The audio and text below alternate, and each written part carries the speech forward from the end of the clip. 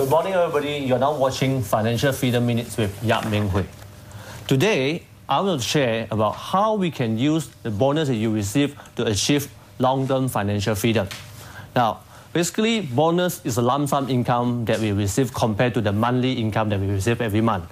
So this lump sum income provides us tremendous opportunity to do a few things like, for example, settle our credit card debts, for us to actually build our emergency cash, and also to invest for the long term to grow our money. Basically, today I will share the tips based on 3 different groups of people. The first group of people that we talk about here is that if you happen to end up having some credit card debt, what should you do with your bonus? I would strongly suggest that if you have credit card debt at the point of time, I would suggest you to settle your credit card debt immediately. Why is it important to do that? Because interest rate that actually bank charge for your credit card debt ranges between 16 to 18%. So if you were to keep on having this debt, then you will continue to suffer this 16 to 18% kind of actually losses every year on your financial position. Okay, so there's no other investment that can actually achieve such a 16% to 80% kind of return for you. So forget about that. Investing the money, using the bonus, settle your credit card debt. And worse still, if you do not actually take care of your credit card debt, you end up receiving legal letter from lawyer. You will end up actually having your credit record being scratched, and then you have bad record. You end up getting loans problem next time in the future. So the question now is that what do you do? How do you settle your loan? First step, what you need to do is to find out who do you own, how much do you owe the money, and what is the interest rate that you are being charged. Okay. Next thing, then the question is, which loan do you settle first, assuming that you have a few credit card loans? Do you settle the credit card loan with the biggest amount of loan, or do you settle the credit card loan with the highest interest? The answer is not the biggest balance that you have, but to settle the credit card loan that you have charged you highest interest rate first.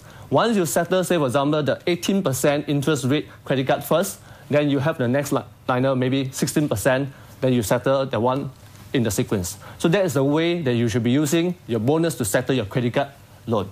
Next, if you happen to have no credit card debt, but neither you have emergency cash, then I would suggest to use this bonus to have the opportunity to build emergency fund for your financial freedom or financial fortress. Now, why is it important for us to have emergency cash? Because life actually is full of uncertainty. Our income that we receive every month to maintain our living expenses is not guaranteed. There may be time that we may become unemployed, or we may actually lose business income, and in that situations, you do not have money to maintain your living expenses and all the commitment that you have. So the idea is to have some emergency cash to take care of this situation so that you won't get into loan, in order to take care of your living expenses in the downtime like this. Plus also, you will not need to realize the investment that may be suffering loss in order to take care of your living expenses during this period of time. So the question now is, how much should we provide for this emergency cash? I would strongly suggest that you provide at least 6 months of your living expenses for your emergency cash. Say, for example, your living expenses for 1 month is 3,000, then what you need to provide is 18,000 living expenses aside. Then next question is, where do I put this 18,000? So there are quite a number of investment instruments that you can actually park this emergency cash. The idea of this investment instrument is actually in easy liquidity, and you can access to it immediately. So what are the examples you can consider? Basically, they are, like for example, the saving account, fixed deposit, money market funds, or bond funds. So you could be either putting the money into either one of these or a combination of these two. Okay. Next, what if you have no credit card debt, you have got sufficient emergency cash? Then congratulations. Then you have enough bullet and weapon to attack. So I would suggest you to invest your money, to grow your money for longer term. Now, why is it important for us to grow our money? First thing, I think we all heard of something before, something called inflation. Actually, if you read newspaper, you don't have to read newspaper, you go to Kopitiam, and you know everything is going up in prices. So And from far, we can also know that the US government have been launching something called QE2, which in a simple layman term, meaning that printing money. So inflation is real, inflation is big. So if we do not actually invest our money will be shrinking every month, every year in the bank. So when we actually invest, what do we do? The first step is to identify what is a suitable target return that you want to achieve, whether it's 8%, 10%, or 12%. Say, for example, if you are a moderate risk investor, you should be targeting, say, for example, between 8 to 10%. Then, next thing what you do is to identify which investment that can give you 8% return. Example of investment can give you 8% return and above would be like properties investment, share market investment, unit trust investment, and etc. But the idea is that now that you have emergency cash, okay, you should be able to invest for long term. So when you invest in this investment, you know that there will be volatility in short term, but as long as you got emergency cash, you can afford to have holding power to hold it until you really make profit and achieve the target you want. So I would suggest you identify this investment and go ahead and invest into it. Always remember, smarter you, smarter money management. This is what I have to share today, and I wish you good luck with your bonus. And over back to you, Nas and Elijah. Thank you very much, Mr. Yap. Thank you very much. That is very, very comprehensive. All the questions we wanted to ask. He answered already. He answered already. Exactly. So, note that Mr. Yap did not mention anything about buying a new car, no, nothing buying new accessories or furniture. And here's the thing. I mean, a lot of people look at bonuses as a reward. You know, I must reward myself. Yes. So would that be unfair to spend everything on investing or settling your debts? I would say, I think in life, I think we're talking about balance. You know, the balance in the sense we need to take care of ourselves now, and we need to take care of ourselves when we are old and do not have active income anymore. So, but at the same time also, we should not forget the current now, current yourself. Exactly. So then the idea is that what we actually do with the bonus, you should take some part of it to reward yourself. Exactly. Well, you know, so maybe like a 30% of the, or is that too much? Like 30%. So actually, I know. Let's just say if you got like a whole bucket load of stuff, 30% to reward yourself, and the other 70% would be to in either or. But you know, usually what we talk about when it comes to monthly income, what you do is you'd actually put 10% into savings. You'd put X amount, a certain percentage into paying off debts.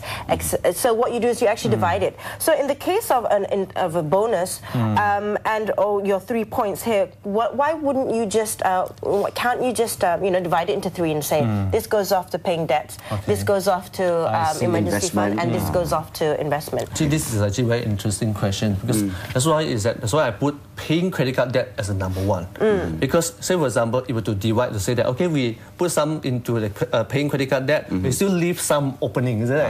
Say for example, okay, instead of we have 20,000 credit card debt outstanding, so instead of paying off all of them, we pay maybe only 5,000. Then we go take the 15,000, we put emergency cash, or we go and invest. So what you're doing is you're actually still raking up, you're increasing your... No, I would say this... Completely get rid of it? No. We would suggest that if you would actually provide this one for financial freedom, for financial management, this 20,000 that you have on the bonus, and you have 20,000 credit card, there's no other better way than taking that 20,000 to settle credit card loan completely. Mr. Yap did raise a very good point. No investment ever will give you 18%. Yeah. So you're losing your money at 18%. Exactly. So the best is still settle all your debts first, and of course I will follow this to the letter, Mr. Yap. That's for sure. Make sure you issue a bonus check for me. I'll do it for you. Oh, thank you. Wow. No. The next step is of course emergency funds. As you said, you should have 6 months. Of course, in reserve, just in case anything happens. For rainy days. For rainy days, yes. And the thing is, should they be? They should be easy to liquefy as well, as you said. But then again, some people would think that although 6 months emergency fund, but at the same time, I feel it's wasted if it's just in an FD or it's in a savings account. Could there be an allocation to break up your emergency money to invest it back, or at least something with least risk? I would say that's why when we talk about actually this emergency fund, it really means that it's supposed to be useful, supposed to be available when you are in emergency, you know. So the last thing you want to do is that, okay, we see up my 6-month living expenses, here for emergency cash, and then I put into unit trust equity investment. So grow it. It's okay, you know. So when I'm in emergency, I can take the money back. But what happened?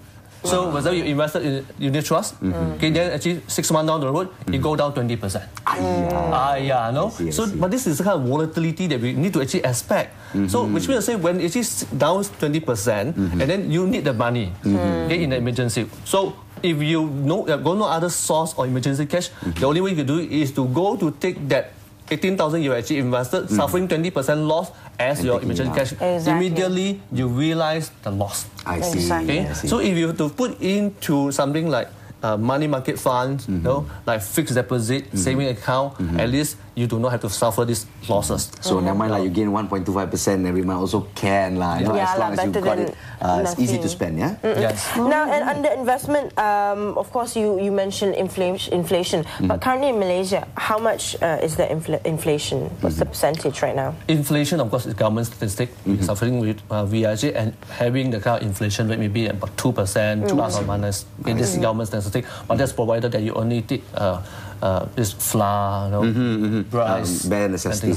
So if you take anything extra out there, like this Starbucks coffee, even kopitiam, or you go to this old town, these things actually are all actually inflated. Yes. So that's why I would say in our planning, we actually allocate for at least 4% for inflation.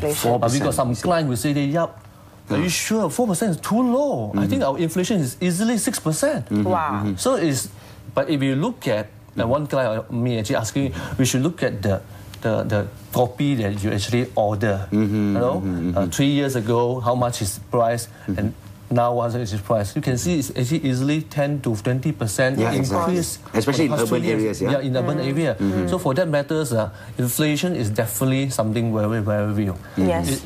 It's just that on the different item, maybe on your clothes, maybe in your car, and actually in coffee, these are all different rate of inflation. But at least I would think you need to provide for at least 4%. At least 4%. Hence the importance of putting your money in some form of investment where it will bring in returns more than 4%. Now you said that, okay, first thing you need to do when it comes to investment is actually determine how much do you want to make. But the thing is, everybody would want to make as much money, or you know. So I'd like, yes, if possible, an 8% as compared to 6% returns.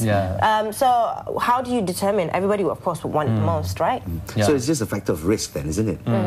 I guess one of the very important thing to do is to do a risk profiling for your own self. Risk profiling. Because a risk profiling exercise would take into consideration as how badly you need the money, how long can you afford to let the money set aside, and how old are you, you know, and what kind of psychology profile of you, so to determine whether you are actually a low-risk investor, moderate-risk investor, or high-risk investor.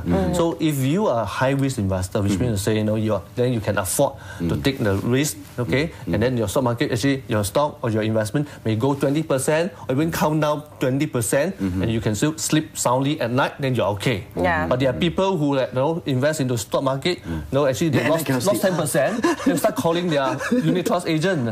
Then these people, I think, will suggest that it's not encouraged that they will go to moderate or low risk investment. So in the line of your career, our last question now, have you ever encouraged someone of a different profile? Let's say he's a low risk taker, or maybe he's a high risk taker, and you see his trend of always putting his money where it's not the most viable, but because it was high returns, that's why he did it. Would you recommend him to change his profile to go somewhere medium or lower? Have you ever done that? I would say that someone who is actually high-risk investor or excessively high-risk, investing the kind of return, investment that expect the return maybe 30, 40, or even 100% of return. So to that extent, actually, this is actually maximum risk. So the idea is that if you are seriously talking about financial freedom, you should be actually treating this serious money more seriously, and then limiting. And it's not like don't invest anymore. Limiting maybe 10% or 20% of your money to this excessive risk item. The rest of it, you should actually go into like something more reasonable, maybe 6% to actually 12% kind of range. Okay? Go back to the normal range, 6 to 12% range. You know, just to reiterate Mr. Yap's 3 main points, you know, if you've got credit card debts, settle that first because you're losing your money, 16 to 18%, and that's the interest. You know, step number 2 is make sure you have emergency cash, at least 6 months of your living expenses, and if you're, you know, one of the lucky few who actually have no credit card debt and already have a lot of liquid, money, a lot of money lying here or there, what you need to do is invest it, and like Naz said, make sure you find out what's your appetite when it comes to risk.